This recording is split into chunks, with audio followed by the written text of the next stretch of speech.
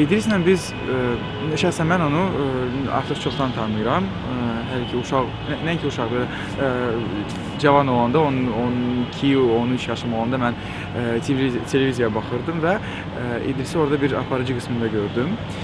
Sonra da adi həyatda, artıq Eurovision'dan sonra mən onu bir insan kimi tanıdım və bir peşəkar bir insan kimi tanıdım. İdrisi gözəl efir mədəniyyəti və potensialı olan, fakturası çox gözəl olan, efirə yaraşan bir aparıcı kimi tanıyıram.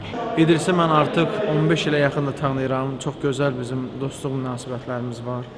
Biz İdrislə çox səmimi münasibətlərimiz var. Təmənnasız bizim dostluq münasibətlərimiz var. Həm də İdrisi mən gözəl, peşəkar bir aparıcı kimi də mən onu çox gözəl tanıyıram və onun peşəkarlığına heç bir şübhəm yoxdur. Uzun illərdir o Space telekanalında bir neçə verilişləri aparıb, sonra Radio Space-də onun verilişi var idi. Çoxları tərəfindən sevilən verilişlər idi. İdrisi yəni adını məncə ən populyar aparıcılar sırasında 3-4 məşhur aparıcı varsa, onların sırasında mən İdrisi adını səsləndirə bilərəm, İdrisin adını.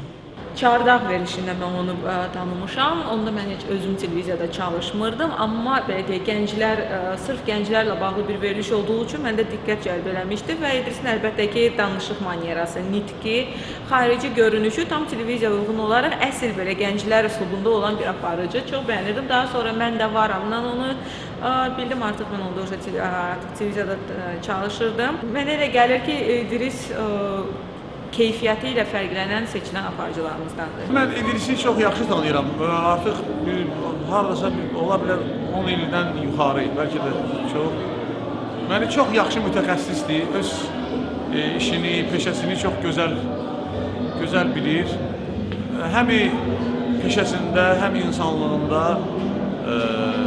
mən onun haqqında ancaq yaxşı fikirlər deyə bilərəm. Yəni həm insan kimi, həm bir peşəkar, öz işində peşəkar sənətkar kimi İdris çox gözəl insandır. Demək, yadıma gəlir ki, mən Space-də çalışmağa başlayanda bir dəstə çox belə təşəbbüskar gənclər var idi. Yadıma gəlir ki, onların hər biri televiziyada öz sözünü deməyə bacaran jurnalistlərə, televiziya jurnalistlərinə çevrildilər. Onunla biz bir müsabiqə ərzində münsif kimi olmuşduq, münsiflər heyətində oturmuşduq ilkimizdə. Sonra radionun 104 FM radiosunun qonağı olmuşam, İdrisin qonağı olmuşam. Onun şəxsiyyətindən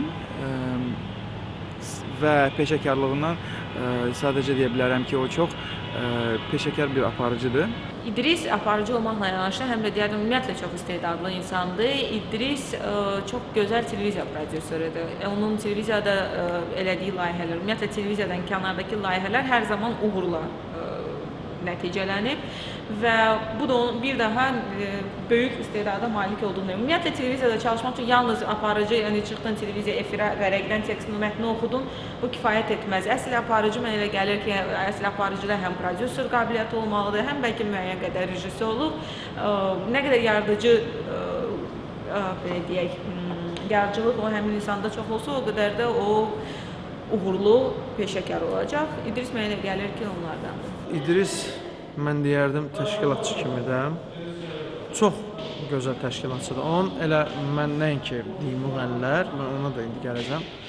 İdrisin konsertlərini mən təşkil elədiyi konsertləri mən görmüşəm və o konsertlərdən tamaşaçı necə razı gedib, o konsertdə gördükləri, o gözəl performans, o gözəllik səhnədə olan. Yəni bu hamısı İdrisin təşkili ilə başa gəlib. Aparıcılarımız müxtəlif kateqoriyalara belə deyək bölünür. Daha doğrusu aparıcılar yox, onların auditoriyası. Mənə elə gəlir ki, İdrisin auditoriyası o auditoriyadır ki, onlar çox olmalıdır. Bu gənclərdir, bu daha çox intellektual bəlkə gənclərdir, bu zövqlü insanlardır. Mənə elə gəlir ki, əlbəttə ki, belə tamaşaçıların sayı nə qədər çox olsa, o qədər yaxşıdır. o da İdris kimi aparıcıların sayəsində olur. Ona görə məntiq buradan elə çıxır ki, İdris bizim televiziyaya lazımdır. Prodüserlik fəaliyyəti özünüz bilirsiniz ki, sırf təşkilatçılıqla bağlıdır. Böyük potensialı var. Düşünürəm ki, yəni yaşının da elə bir dövrüdür ki, bu dövrdə o qətiyyən televiziyadan getməməlidir, bu sferadan getməməlidir.